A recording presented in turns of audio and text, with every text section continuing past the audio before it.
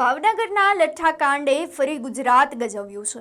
લઠ્ઠાકાંડના કારણે ગુજરાતની પોલીસ અને તેની સિસ્ટમ પર અનેક સવાલો ઊભા થઈ રહ્યા છે। ત્યારે આ ઝેરીલો દારૂ કોણ લાવ્યું, કોણે બનાવ્યું, કેવી રીતે ગુજરાતમાં પહોંચ્યો અને ક્યાં તેને બનાવવામાં આવ્યો, આ મામલે કેટલીક મોટી કાર્યવાહી હાથ ધરવામાં આવી રહી છે, તેને લઈને વિગતવાર ચર્ચા કરીએ। નમસ્કાર, આપ જોઈ રહ્યા છો HD ન્યૂઝ અને હું છું આપની સાથે વલ્લરી વ્યાસ। ભાવનગરના લઠ્ઠાકાંડની શરૂઆત 17મી ઓગસ્ટથી થઈ તેમ કહી શકાય, કારણ કે ખરકડી ગામમાં પોલીસ ભરતીમાં પસંદગી પામેલા યુવાનો પાર્ટી કરી અને ત્યારબાદ સમગ્ર મામલો સામે આવ્યો, જેમાં 18મી તારીખે ઉપેન્દ્રસિંહ ગોહિલનું પહેલું મોત થયું, જે બાદ આખો કાંડ સામે આવ્યો અને આ પછી પોલીસ તપાસમાં જે સામે આવ્યું તે ચોંકાવનારું હતું। ભાવનગરમાં નકલી દારૂ તૈયાર કરવા માટે ગૌતમ સોલંકી અને મધ્યપ્રદેશના રહીશ વચ્ચે સંપર્ક થયો હતો, જે બાદ મધ્યપ્રદેશના રહીશ ઝુબેર અને નરેન્દ્રસિંહ ભાવનગર આવી અને નકલી દારૂ બનાવતા હતા।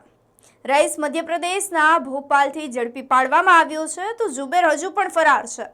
નરેન્દ્રસિંહ ઉર્ફ ડોક્ટરનું મોત થઈ ચૂક્યું છે। ચોંકાવનારી વાત એ પણ છે કે આ વ્યક્તિએ પણ તૈયાર કરાયેલો ઝેરી દારૂ પીધો હતો અને ત્યારબાદ તેની તબિયત લથડી ગઈ અને તેનું મોત નીપજ્યું।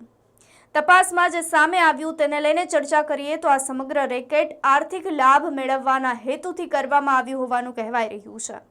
આરોપીએ બ્રાન્ડેડ ખાનગી કંપનીની ખાલી બોટલો, ઢાંકણા અને સ્ટીકરો મેળવી અને તેમાં કેમિકલયુક્ત પ્રવાહી ભરી અને તેને અસલી દારૂ તરીકે બજાર સુધી પહોંચાડ્યો હતો।